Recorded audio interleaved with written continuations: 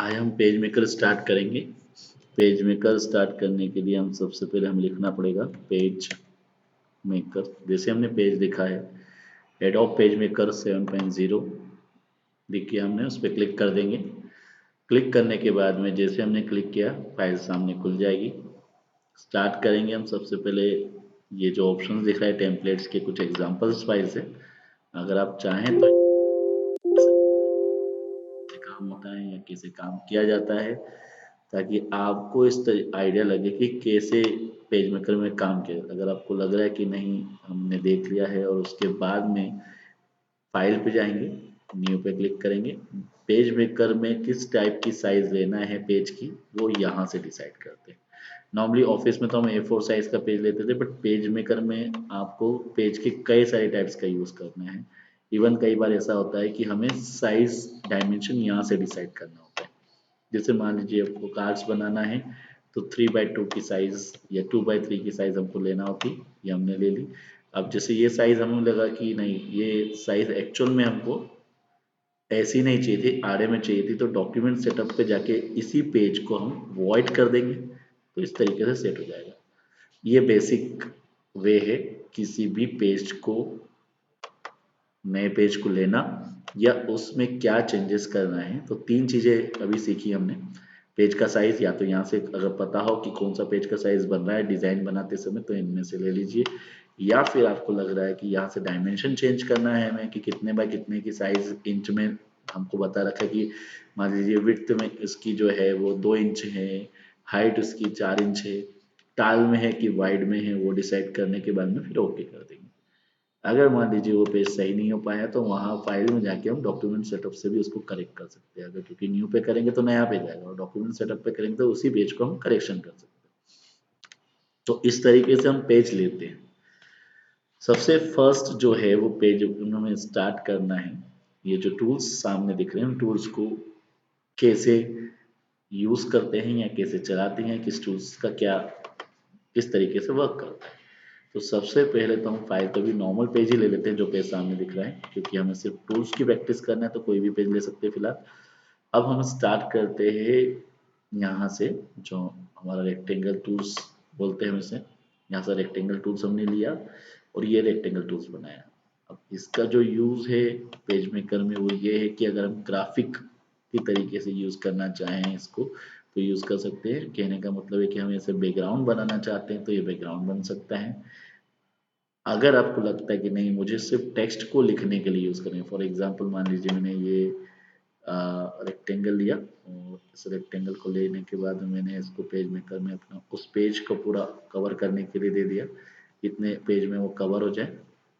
इस तरीके से यहाँ पर मैंने इसको ये पूरे पेज पे मैंने इसको डाल दिया, और यहाँ जाके इसको कलर कर दिया। अब ये जो कलर दिया है मैंने बैकग्राउंड का, मान लीजिए कि ऐसा होता है कि ये जो पेज का बैकग्राउंड दिया, बट मुझे यहाँ पर इतनी साइज में कुछ लिखना है, टेक्स्ट लिखना है, तो इसी के जस्ट पास वाला ऑप्शन से इसको फ्रेम कहते हैं। ये ग्राफिक के लिए यूज होता है, ये फ्रेम है। फ्रेम मतलब इसके अंदर टेक्स्ट लिखना होता है।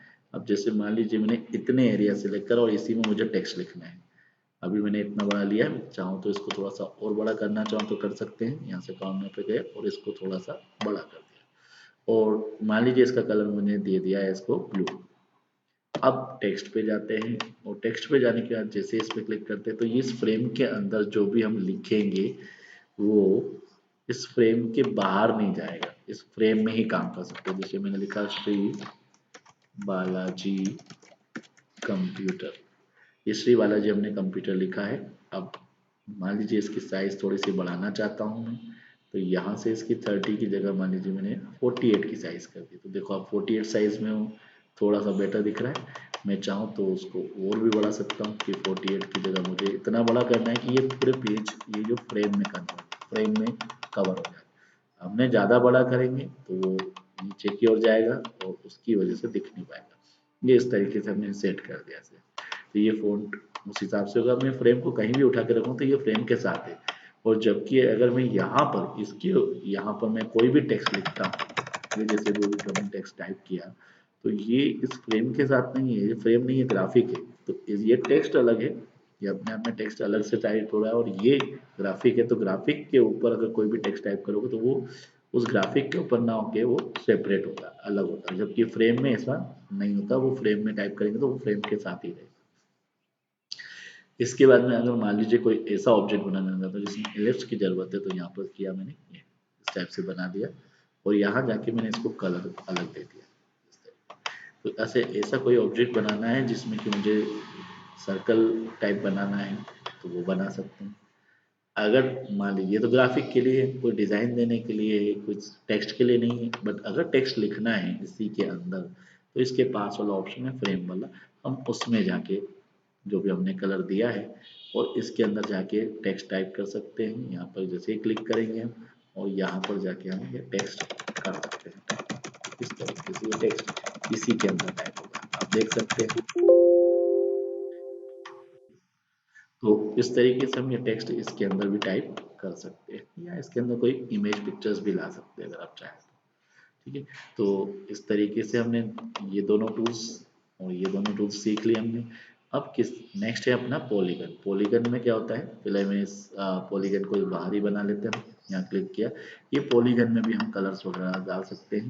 ये भी एज ए ग्राफिक यूज होगा, एज ए बैकग्राउंड यूज होगा, ऐसे पिक्चर्स टाइप में यूज कर सकते हैं। बट इसी के साथ वाला जो टूल्स है ये भी पॉलीगन ही है, बट इसका यूज एज ए टेक्स्ट की फ्रेम के तरीके से करना हो। यहाँ पर क्लिक किया मैंने, अब देखिए टाइप कर रहे हैं, देख रहे हैं इस तरीके से ये हमने समझा कि पॉलीगन में कैसे टाइप करते हैं। तो दोनों टाइप के दे रखे हैं। अब एज ए टेक्स्ट की तरीके जिसमें हम टेक्स्ट लिखना चाहते हैं उसके लिए हम ये फ्रेम का यूज करेंगे। जिसको एज ए बैकग्राउंड की तरीके से या एज ए ऑब्जेक्ट की तरीके से यूज करना चाहते हैं तो उसके लिए जिसमें टेक्स्ट टाइप करने की जरूरत ना हो, ये ऑप्शन हमारा लाइन का है। लाइन जैसे हमको सीधी लाइन बनाना है तो इस टाइप से लाइन बना सकते हैं, एकदम सीधी रख सकते हैं, या कोई ऑब्जेक्ट बनाना चाहते हैं तो ऑब्जेक्ट भी बना सकते हैं। ठीक है, तो कोई भी जैसे पेंट ब्रश में हम यूज करते थे लाइन का, सेम टू सेम यहाँ पर भी वही लाइन का यूज कर सकते हैं। यहाँ पर आपको जैसे शिफ्ट दबा के पहले इसके लिए हम यूज कर रहे थे, तो शिफ्ट दबाएंगे तो लाइन सीधी आती थी एकदम। ये अगर हमने शिफ्ट दबा के लाइन टाइप करी तो सीधी आएगी, अगर हमने शिफ्ट छोड़ दी तो लाइन वापस तिरछी हो जाएगी। बट यहाँ पर ऐसा नहीं है, आपको बिना शिफ्ट के लाइन को एकदम स्ट्रेट लाना है, चाहे वो आड़े में लाए चाहे वो खड़े में लाए, तो हम इसका यूज कर सकते हैं। इसके बाद में जो नेक्स्ट टूल्स है उसको हम बोलते हैं, जिससे हम इसको ग्राफिक को घुमा सकते हैं। जैसे यहाँ पर क्लिक किया मैंने, इसको मूव करना है, डायरेक्शन चेंज करना है तो चेंज कर सकते हैं इस तरीके से। तो यहाँ ये जो टूल्स है, इस टूल्स से हम क्या कर सकते हैं, उसके डायरेक्शन को मूव कर सकते हैं इधर से उधर।